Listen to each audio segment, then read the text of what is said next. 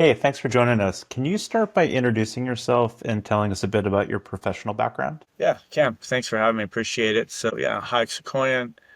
I started in customer support for online poker company about 23 years ago, and to me that was quite foreign at the time. Didn't know anything about gaming or poker, but I had this opportunity I couldn't pass up. So I felt quite fortunate. From there, spent quite a bit of time in product management, and a number of different roles across the iGaming industry. I've worked for companies like Blueback Games, Russia Interactive, and Bally's Interactive.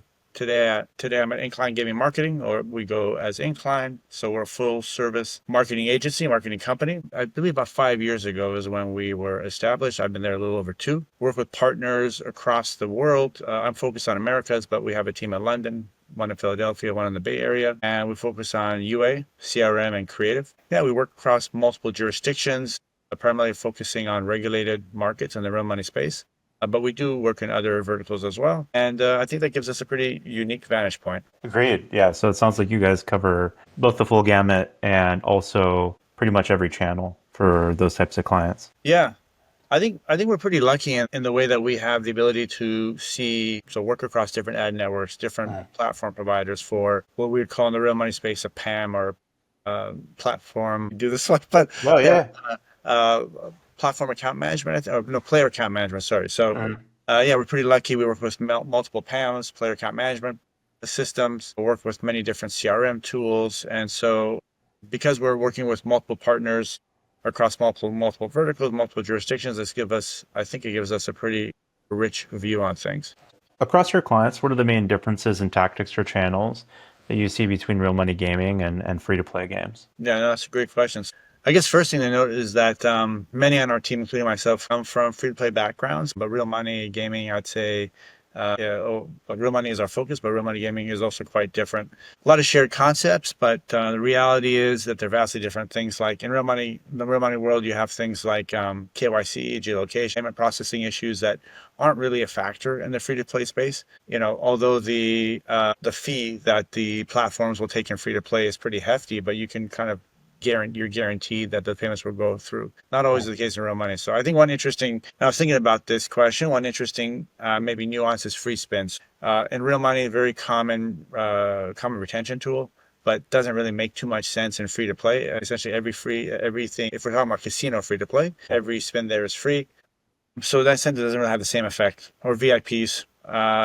VIP management is quite important on the real money space. And I believe it has some importance and probably maybe is gaining importance over time in free to play, but it's teams, multiple departments, heavily structured.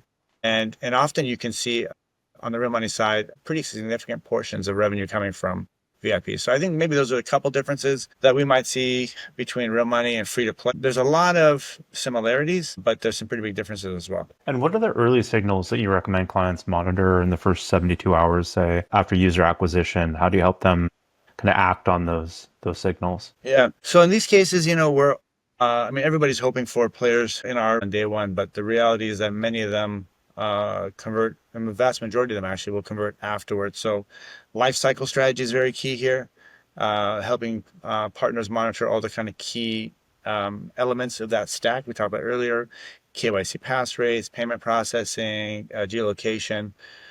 So all of these kind of affect the funnel. We see plenty of cases where there's conversion issues, but maybe it's not tied to the campaign. So looking at these signals is super important. So not just what we might see in an ad network, dashboard, or what we might see pulled in through, to a Tableau or a Looker, for example, but we're also looking at the kind of supplier ecosystem that is so important and makes up and kind of is the foundation for a successful operation. It's actually kind of interesting. Sometimes on our end, when the team is providing UA services, we might be the first ones to see kind of issues early on. So we're trying to give them that feedback.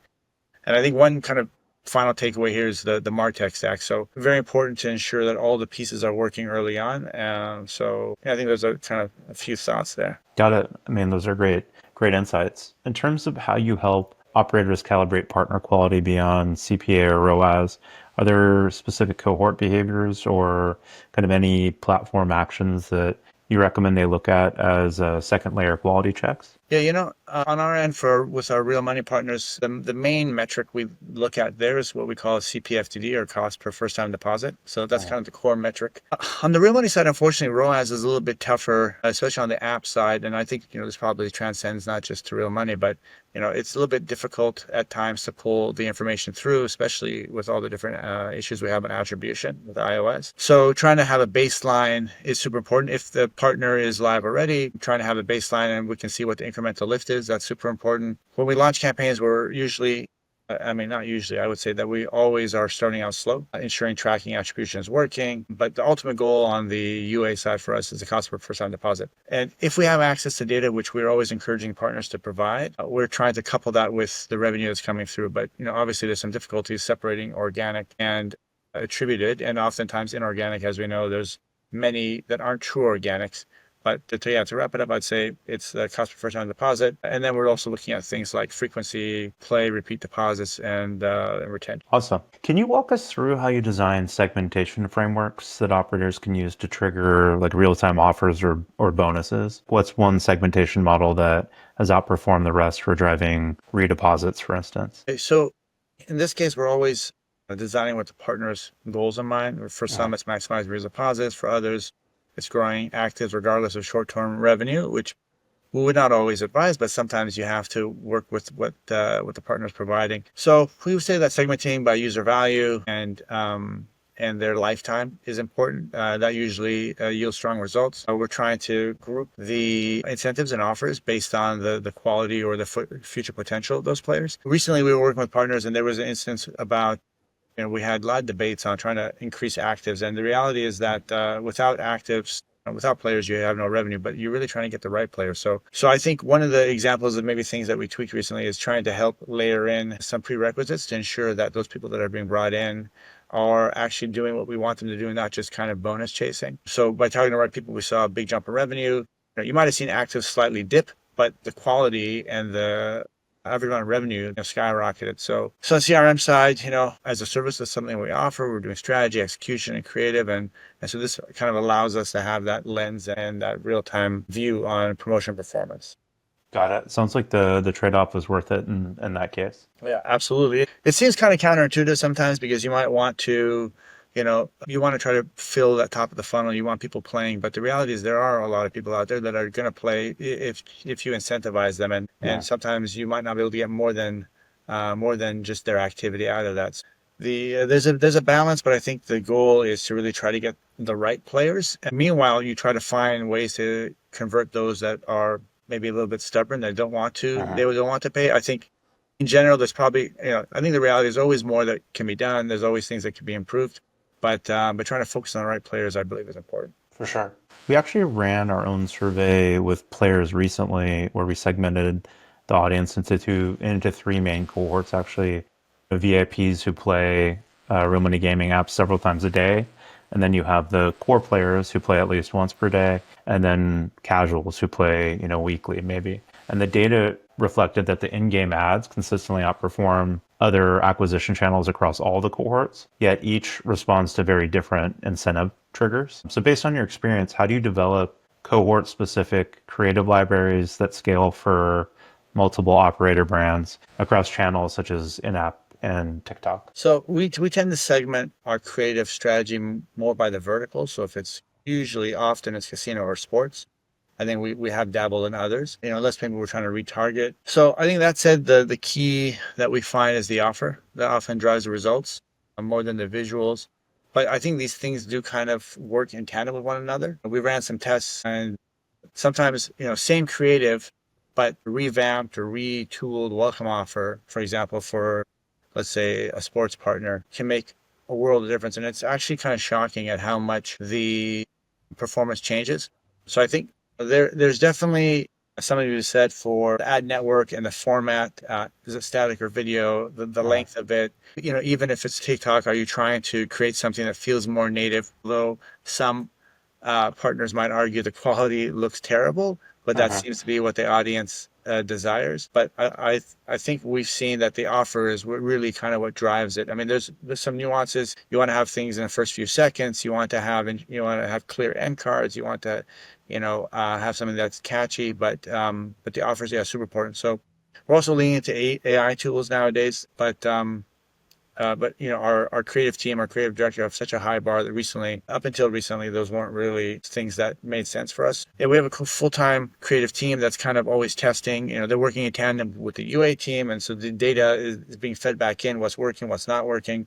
So I think my summary here would be that there are some nuances, like network specific things, but a lot of the success is going to be driven by the offer. And then again, all the other things we were talking about earlier in terms of what happens afterwards, how easy is it for the player to get in, to convert, to sign up, register, deposit, all that. Given how quickly VIP and core players churn when their balance at zero or withdrawals tend to lag, what lifecycle marketing or partner-driven interventions have you seen successfully re-engage players at these drop-off points? In this instance, I think I would say that like the best lifecycle programs anticipate churn before it happens. So that would mean things like using low balance or risk return segments to trigger preemptive offers is key. For VIPs, personalization matters. Less about maybe the amount, but more about the tone. But that said, there's also nuances in terms of offers. You're not going to give a VIP the same offer as you'd give your, casual or your non-depositor. For core players, timely,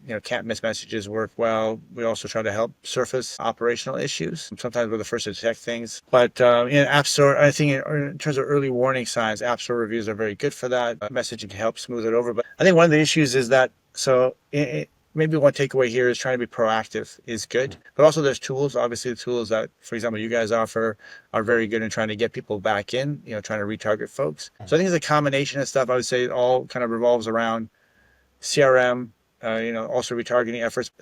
Ideally, trying to use tools that you have available to try to anticipate these things before they've actually happened. Absolutely.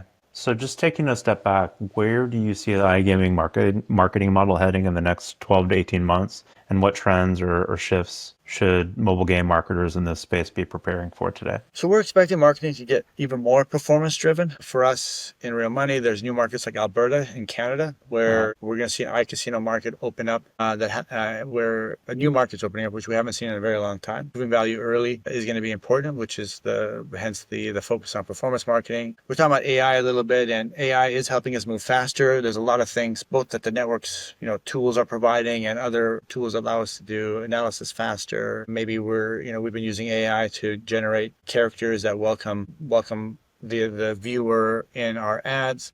So I think more focus on AI is going to be probably something that we're going to see. Well, I think one caveat is that AI today at least doesn't do really anything for you on its own. It takes an operator, it takes some knowledge, some talent. So it's effective in the right hands.